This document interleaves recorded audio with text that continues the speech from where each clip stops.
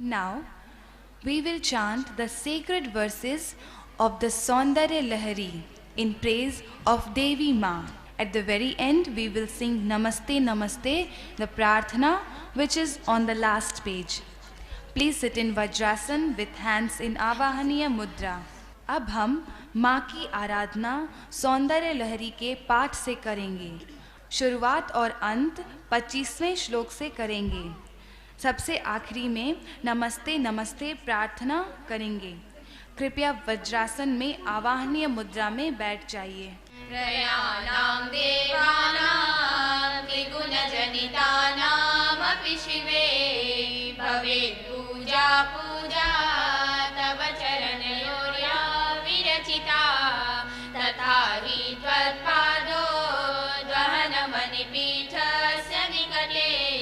स्थिता हेते शस्वं मुकुलितकरोक्तं समुकुटा शिवशक्त्या युक्तो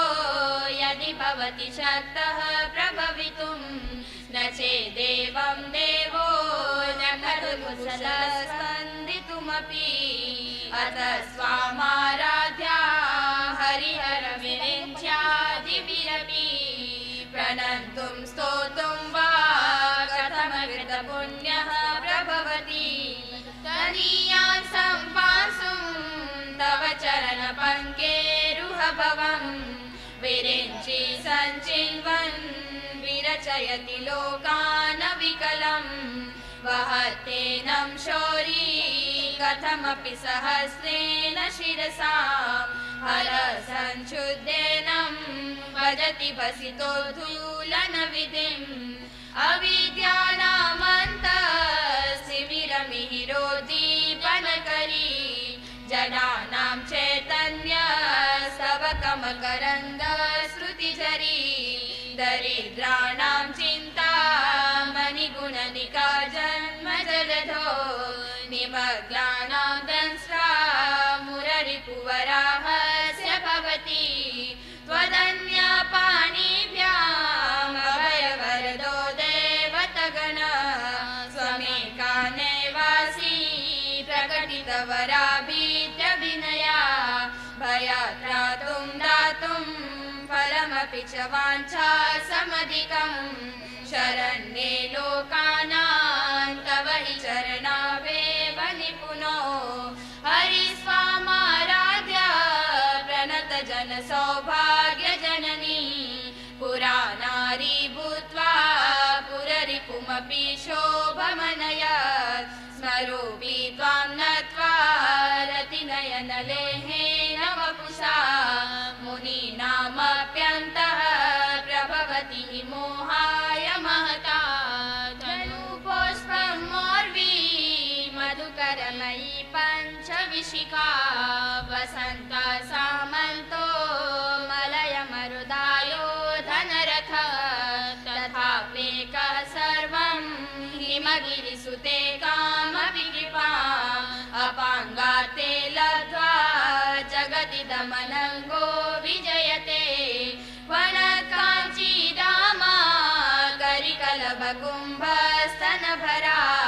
परीक्षीणा मध्ये परिणतशरच्चन्द्रवदना धनुर्बाणान् पाशं श्रेणिमपि दधाना करतले पुरस्तादास्तां नः पुरमतिदुराहो पुरुषिका सुधा सिन्धोर्मध्ये सुरभितपिवाटी परिवृते मणिद्वीपे नीपो पवनवति चिन्तामणिगृहे शिवाकारे मञ्चे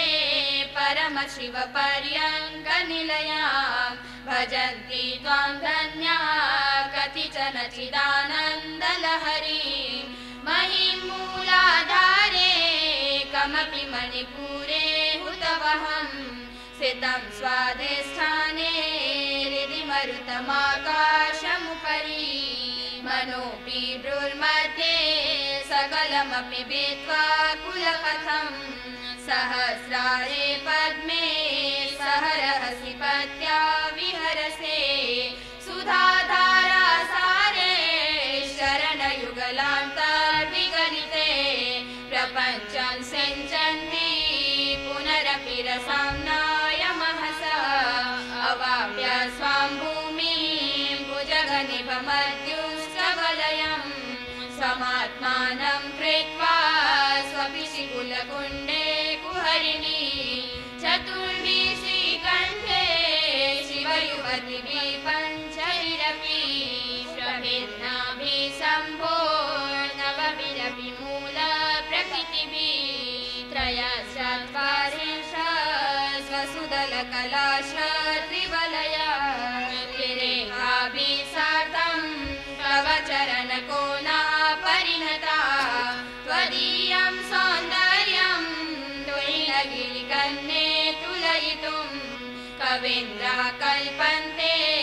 कथमपि विरिञ्चि प्रभृतयः यदा लोक्योत्सुक्यादमरललनायान्ति मनसा तपोभिर्दुष्प्रापामपि गिरिशसायुज्य पदवी नरं वर्षीयांसं नयनविरसं नर्मसुजडं तवापाङ्गालोके पतितमनुधावन्ति शतशः गलद्वेणीबन्धा कुचकलशविस्रस्तसिचया हठात् त्रुट्यत्काञ्चो विगलितदुर्मूला युवतयः शितो षट्पञ्चाशत् विषमधिकपञ्चाशदके हुताशे द्वाषष्टि चतुरधिकपञ्चाशदनिले दिवि द्विषट्त्रिंशन् मनसि च चतुष्षष्टिरितिये मयूखास्तेषाम् उपरि तव पादाम्बुजयुगम् शरज्योत्स्नाशुभ्रां शशियुतजटाजूटमुकुटा वरद्रासद्रालस्फटिकगुटिका पुस्तककरा सकृन्नत्वां नत्वा कथमिव सतां सन्निदधते मधुक्षीरद्राक्षा मधुरिमधुरीणा वनितयः कवीन्द्राणां चेतः कमलवनबालातपरुचि भजन्ते ये सन्तः कतिचिदरुणामेव भवति विरिञ्चि प्रेयस्यास्तरलतरशृङ्गारलहरी कवीराभिर्वार्भिः विदधति सवारञ्जनमणि सवित्रीभिर्वाचा शशिमणिशिलाभङ्गरुचिभिः वशिन्याद्याभिः स्वां सहजननि सञ्चिन्तयति यः सकर्ता काव्यानां भवति महतां भङ्गिसुभगे वचोभिर्वा देवी वदनकमलामोदमधुरे तनुच्छायाभिस्ते तरुणतरणि श्रीसरणिभिः दिवं सर्वामुर्वीम् अरुणिमनिमग्नां स्मरति यः भवन्त्यस्य त्रस्याद्वनहरिणशालीन नयना सहुर्वश्यावश्या कति कति न गिर्वाणगणिका मुखं बिन्दुं कृत्वा कुचयुगमधस्तस्य तदधो हकारार्थं ध्यायेद्वरनहिसिते मन्मथकला ससद्य संक्षोभं नयति वनितायीत्यति लघु त्रिलोकीमप्यासु भ्रमयति रविन्दुस्तनयुगां किरन्ति मङ्गेभ्यः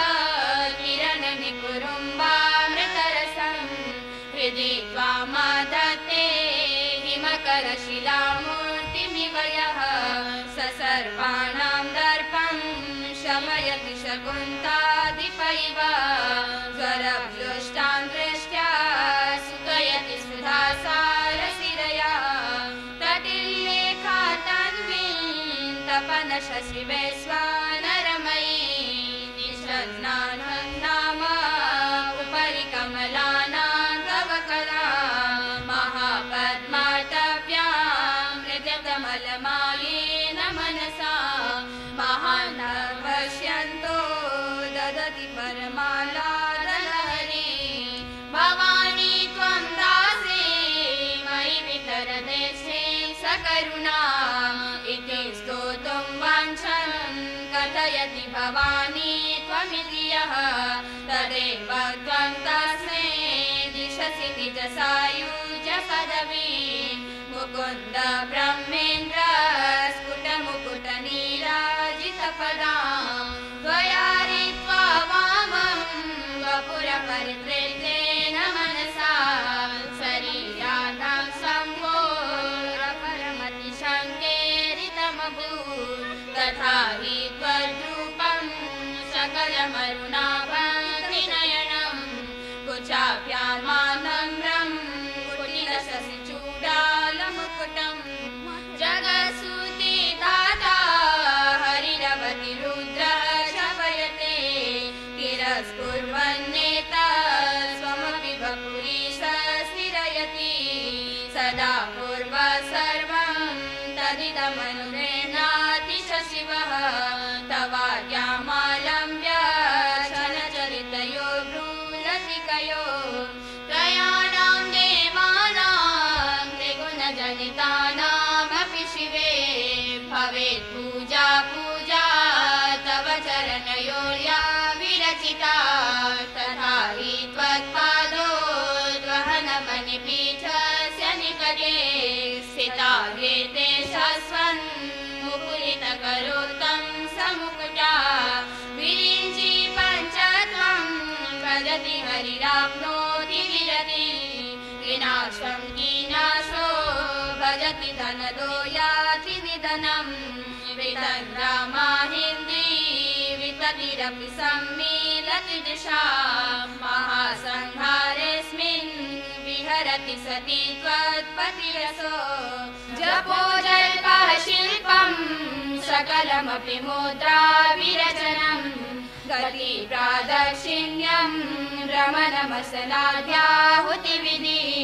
प्रणाम संवेशः सुखमखिलमात्मार्पणदृशा सपर्यापर्यायस्तव भवतु यन्मे विलसितं ददाने दीनेभ्यः श्रियमनिशमाशानुसदृशिम् अमन्तं सौन्दर्य प्रकरमकरन्दं विकिरति तवास्मिन् मन्दारस्तवक शुभगेयातु चरणे निमज्जन्मज्जीवः करणचरणे चरणतां सुधामप्यास्वाद्य प्रतिभयजरा मृत्युहरिणी विपद्यन्ते विश्वे विधिशतमखाद्या दिविशदः करालं यश्वेदं कबलतवता कालकलना न शम्भोस्तन्मूलं जननि तव ताडङ्कमहिमा किरीटं वैरिञ्चं परिहरपुरकेटभविदः कठोरे कोटीरे स्खलसि जैजम्भारिमकुटं प्रणम्रे श्वेतेषु प्रसवमुपयातस्य भवनं भवस्याभ्युत्थाने तव परिजनोक्तिर्विजयते चतुष्षष्ट्यातन्त्रे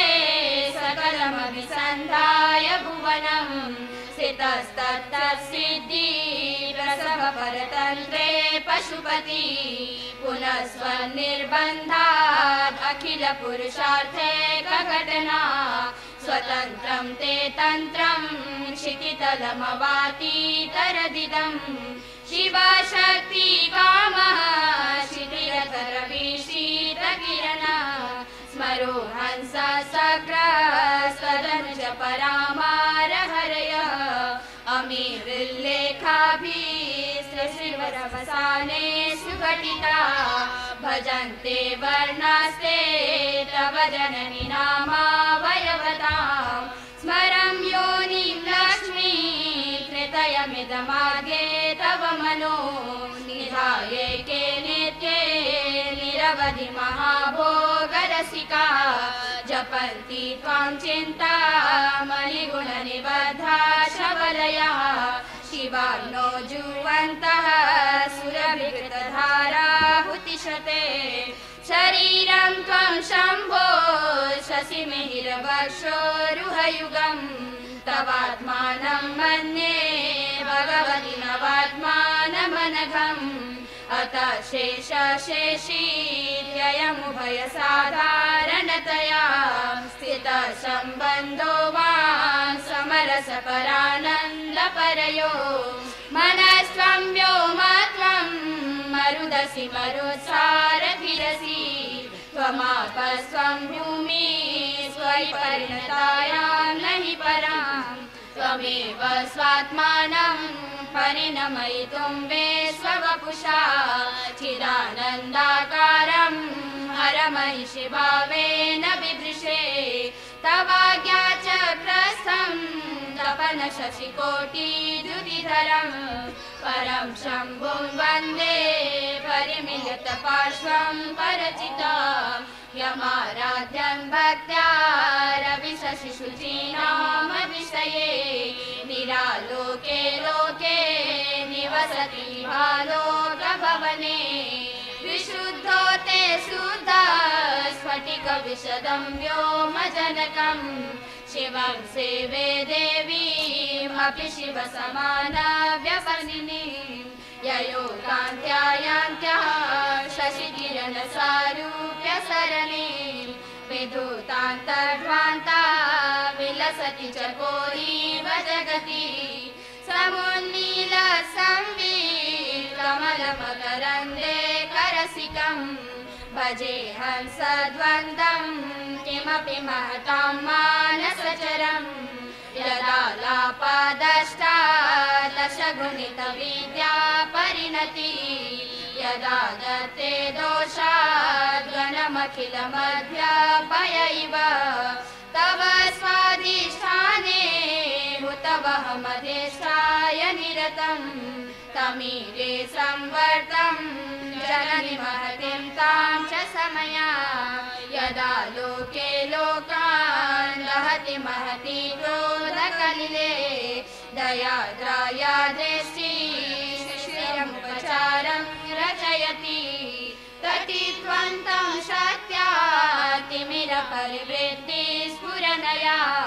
स्फुरन्नानारत्नाभरणपरिणध्वेन्द्रधनुषं तव श्यामं मेघं कमपि मणिपुरे कशरणं निषेवे वर्षन्तं हरमिहिरतप्तं त्रिभुवनं तवाधारे मूले सहसमयया लास्य परया नवात्मानं वन्दे नवरसमहाताण्डवनटम् उभाभ्यामेताभ्यामुदयविधिमुद्दिश्य दयया सनाथाभ्यां जज्ञे जनकजननीमज्जगदिदं गतेर्माणिक्यत्वं गगनमणिभिः सान्द्रघटितं किरीटं ते हेमं हिमगिरिसुते कीर्तयति यः सनीले यच्छायाच्छुरनशबलं चन्द्रशकलं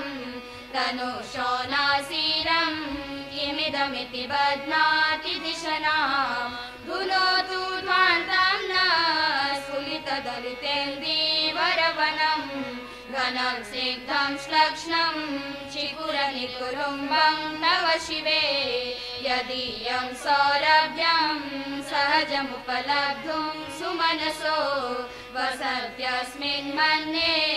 बलमथनवाटी विटपिनां वहन्ति सिन्दूरं प्रबलकबरी भारतिमिरा द्विषां गन्धर्वन्दी वृतमिव नवीनार्ककिरणं तनोतु क्षेमं नस्तव वदन सौन्दर्यलहरी परिवाह स्रोतः सरनिरिव सीमन्तसरणी अरारे स्वाभाव्यादलिकुलः सश्रीभिरलके परितं ते वक्त्रं परिहस्यति पङ्केरुहरुचिं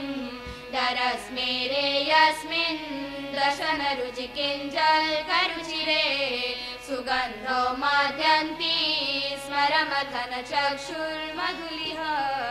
ललाटं लावण्यद्युतिविमलमाभाति तवया द्वितीयं तन्मन्ये मुकुटघटितं चन्द्रशकलं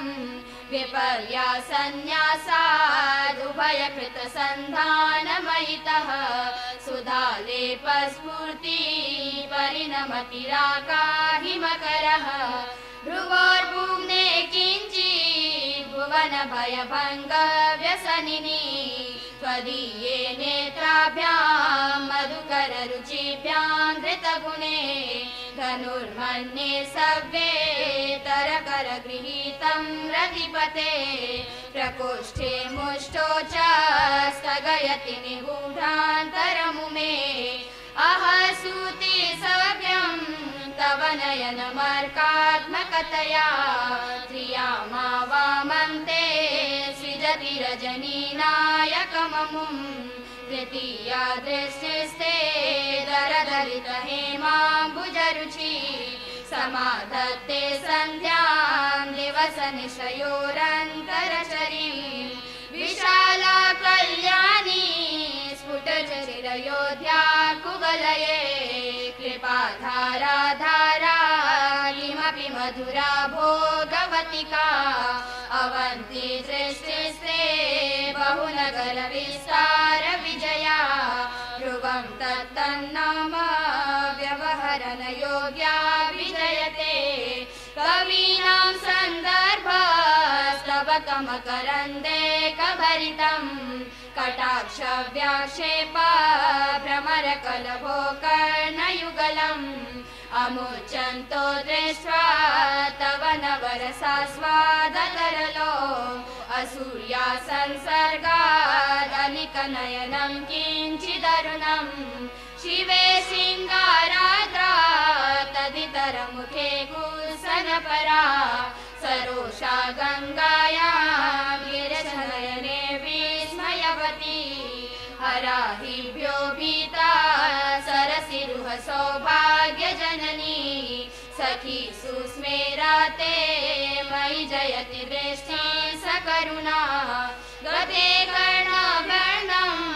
गरतैव पक्ष्मानि ददति पुरां वेतुश्चिता प्रसमरसविद्रावणफले इमे नेत्रे गोत्राधरपति कुलोत्तन् सकलिके तव कर्णाकृष्टा स्मरशरविलासं कलयतः स्थिता हेते सस्वन् मुकुलितकरोत्तं समुकुता विभक्तत्रिवर्ण्यं व्यतिकरितनीलाम्बुजतया विभाति त्वन्नेत्रा त्रितयमिदमीशानदयिते पुनः स्रष्टुं देवान् द्रुहिण हरिरुद्रानुपरता रजसत्त्वं बिभ्रतम इति गुणानां त्रयमिव पवित्रीकर्तुं नः पशुपतिपराधीन हृदये दया मेत्रे नेत्रे अरुणधवलश्यामरुचिभिः न दर्शो नो गङ्गा तपनतनयेति ध्रुवममुम् प्रयाणां तीर्थानां उपनयसि संवेदमनघे तवापर्णे कर्णे जपनयन वैशून्यचकिता निलीयन्ते तोये नियतमनिमेषाः शबरिका इयं च श्रीबद्धशतपुटकवातं कुवलयं जहाति प्रत्यूषे निशि च विकटय्य प्रविशति निमेषोन्मेषाभ्यां प्रलयमुदयं याति जगति तवेद्याहुः सन्तो दरनिधरराजन्यतनये त्वदुन्मेषाज्जातं जगति तमशेषं प्रलयतः परित्रातुं शक्ये परिमितनिमेषास्तव दृशः दिशादादीयस्या दरदलितनीलोत्पलरुचा दवीयासं दीनं स्तवय कृपया मामपि शिवे अनेनायं धन्यो भवति न च देहानिर्यता वनिर्वाहर्मे वा समकरनिपातो हिमकरः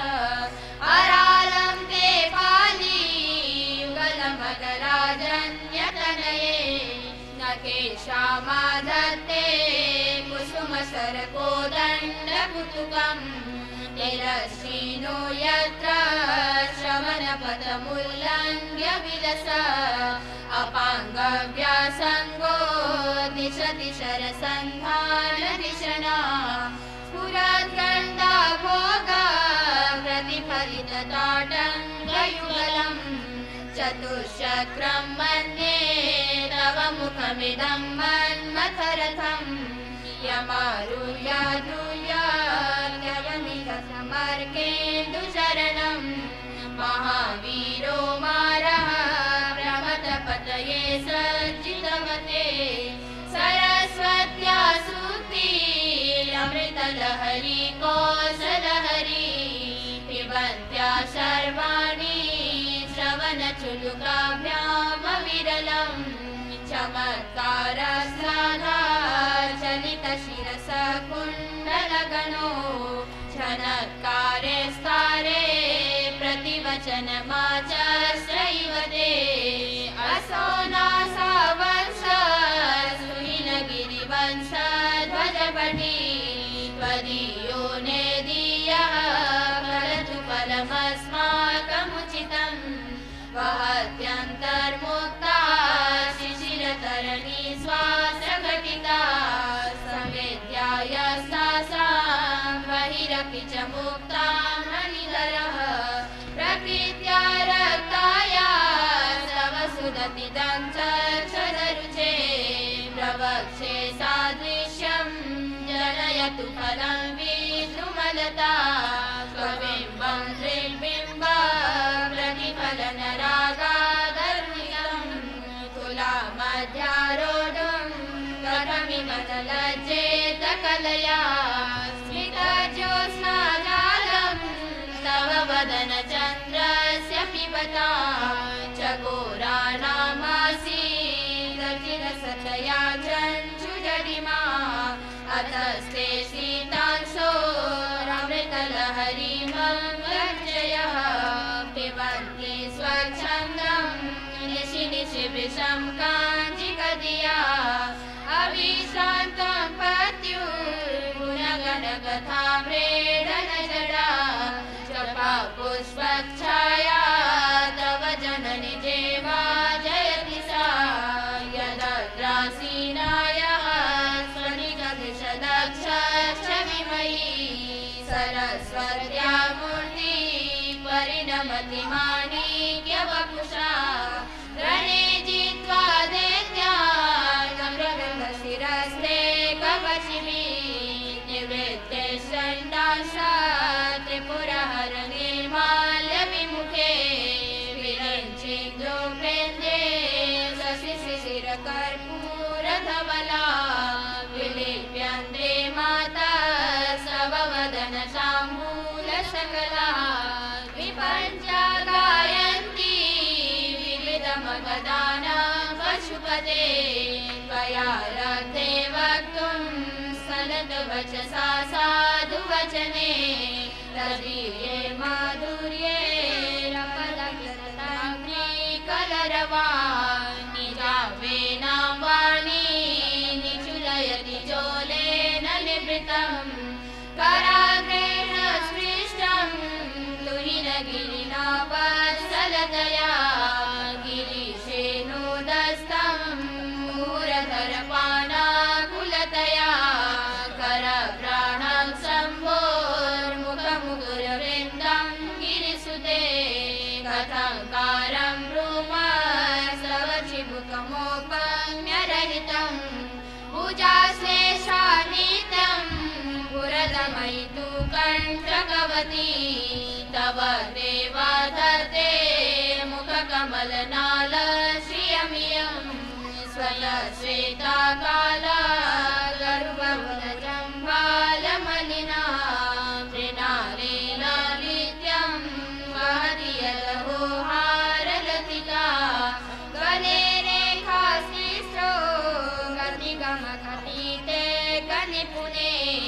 विवाहव्यानद्वा गुणसङ्ख्या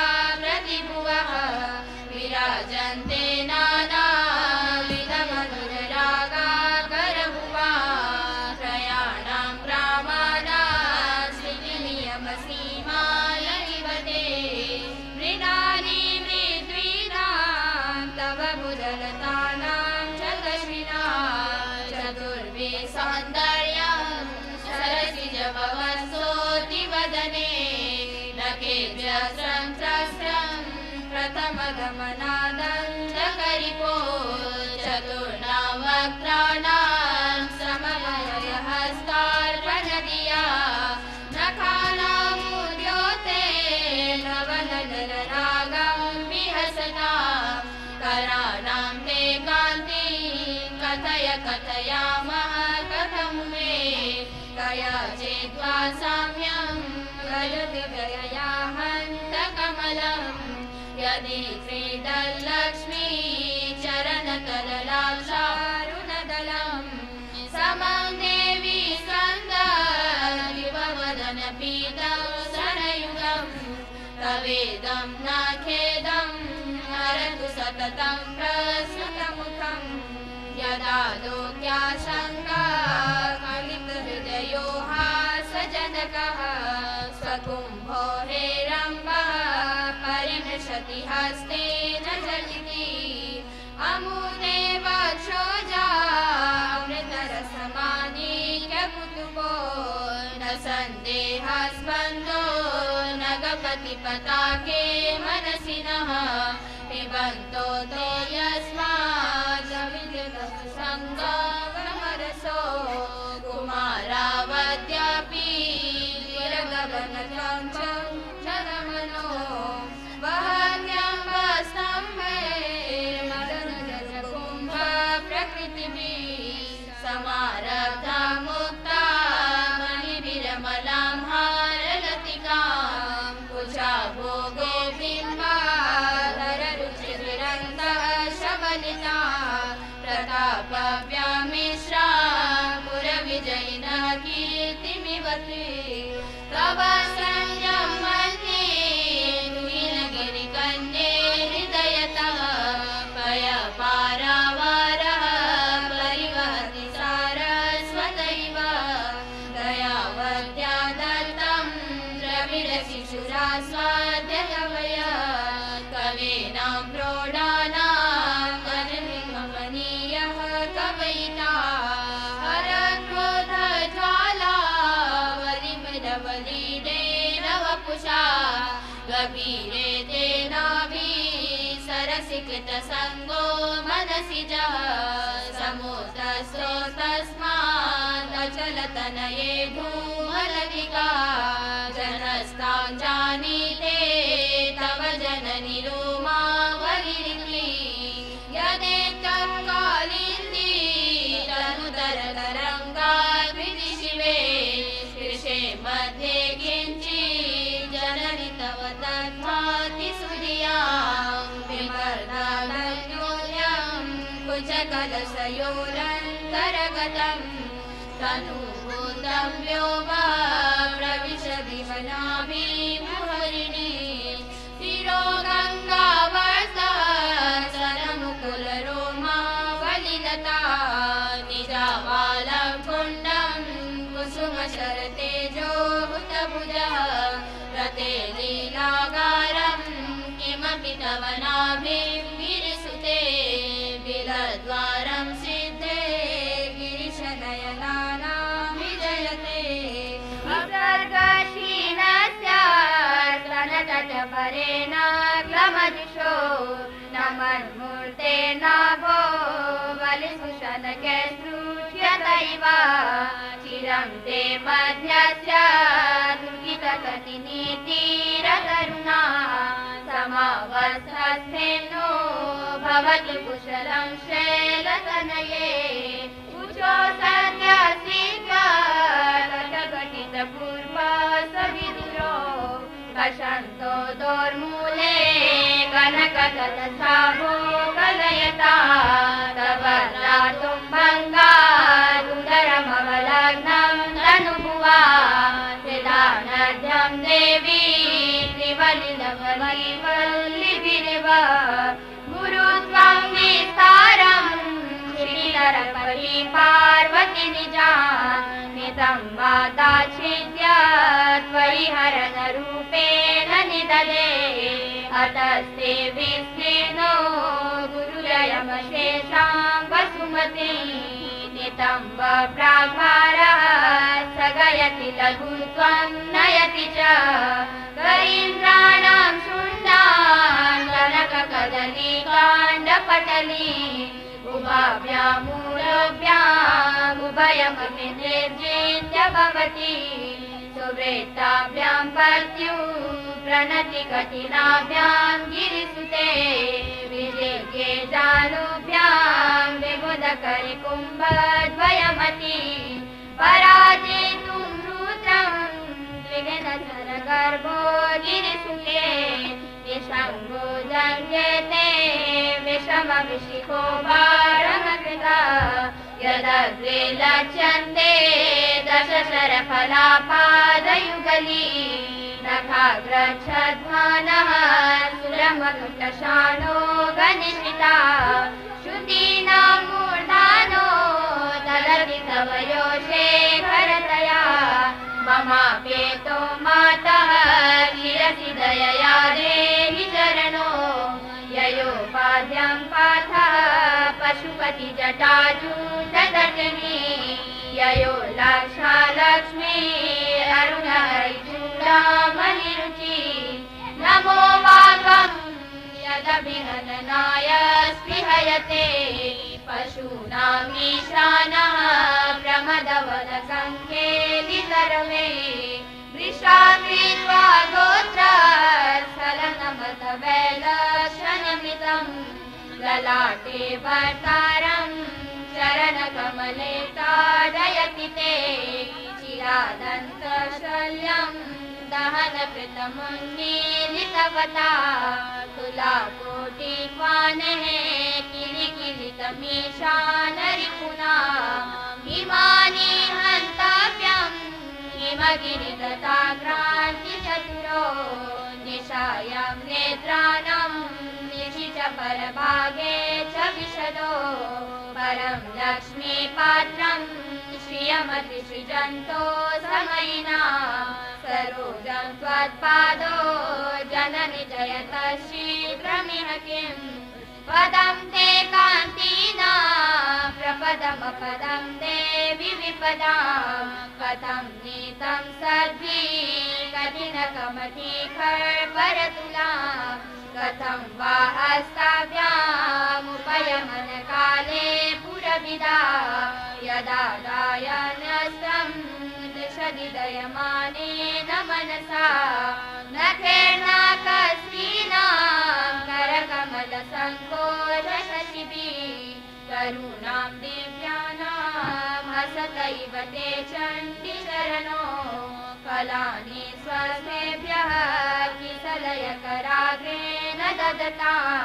दरिद्रेभ्यो भद्रां प्रियमनिशमहनाय ददतो कदा काले मातः कथय कलितालक्तकरसं विधेयं वेद्यार्थी तव चरणनिर्नेदनजलं प्रकृत्या मूकानामपि च कविताकारणतया यदा धत्ते वाणी मुखकमलताम्बूलरसदा पदन्यासक्रीडा परिचयमिवारब्धु मनसः चरन्तस्ते खेलं भवनकलहंसा न जहति स्वविक्षेपे शिक्षा सुभगमनिमञ्जीरललितः चलादा चक्षाणं चरणकमलं चारुचरिते गतास्ते मञ्चत्वं द्रोहिणहरिरुद्रेश्वरभृतः शिवस्वच्छाया घटितकपटक्षदपटः त्वदीयानां भासां प्रतिफलनरागारुणतया शरीरे शृङ्गारो रसैव दृशान्दोक्तिकुतुकम् अरालाखेशेषु प्रकृतिसरला मन्दहसिते शिरीषाभाचित्रे दृशदिव कठोरा कुशतटे दृशं तन्वी मध्ये मृदुरपि वरारोहविषये जगत्रातुं शम्भोर्जयति करुणा काचिदरुणा समानीतपद्या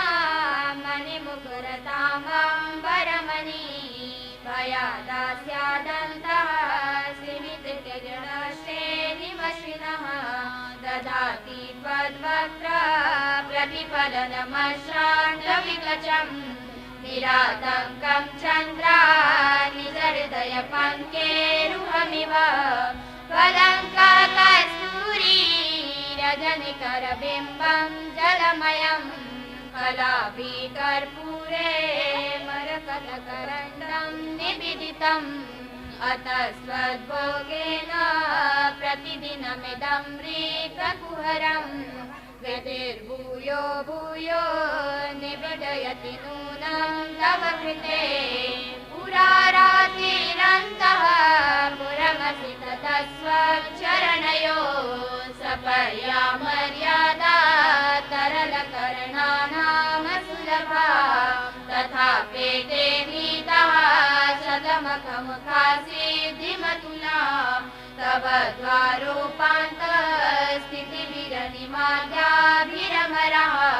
कलत्रं मेघ्रातं कति कति भजन्ते न कवयः श्रियो देव्या को वा न भवति पतितेरपि धने महादेवं हित्वा तव सति सतीनाम शरमे कुचाभ्यामासङ्गः कुलवकतरोरप्यसुलभः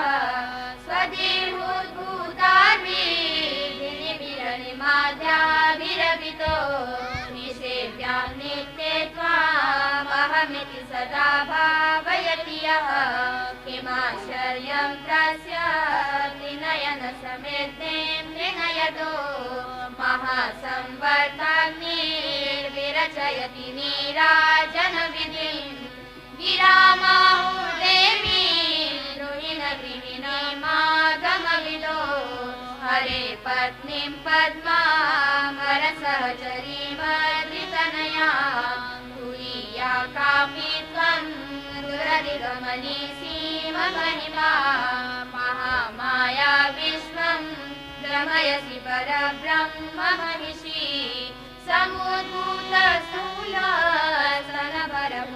समुद्भूतस्थूलस्तनभरमुरश्चारुहसितं कटाक्षे कन्दर्पः कतिचन कदम्बद्युतिवपु हरस्य त्वद्भ्रान्तिं मनसि जलयन्ति स्वविमला भवत्या ये भक्ता परिणतिरमीषामि यमुमे सरस्वत्या लक्ष्म्या विधिहरिसपत्नो विहरते रते पातिव्रत्यं शिथिलयति रम्येन वपुषा चिरं देवन्नेव शमितपशुपाशव्यतिकरः परब्रह्माभिख्यं रसयति रसं त्वद्भजनवान् निधे नित्यस्मेरे निरवधि गुणे नीति निपुणे निराघाटज्ञाने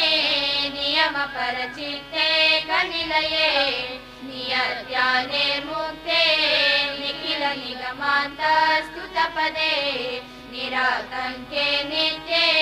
निगमय ममापि स्तुतिमिमा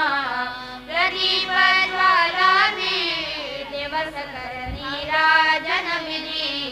सुधासुते चन्द्रोपलजलदवैरर्यरचना स्वकीये रम्भोभिः सलिलनिधिसौहीत्यकरणम् त्वदीयाभिर्वार्भिः स्वजननिवाचा स्तुतिरियम् त्रयाणां देवानां ते गुणजनितानामपि शिवे भवेत् पूजा पूजा तव चरणयोर्या विरचिता तथा हि त्वत्पादोद्वहनमणिपीठस्य निकटे स्थिता ये ते सस्वन् मुकुलितकरोतं समुकुटा नमस्ते नमस्ते विभो विश्वमूर्ते नमस्ते नमस्ते चिदानन्दमूर्ते नमस्ते नमस्ते तपो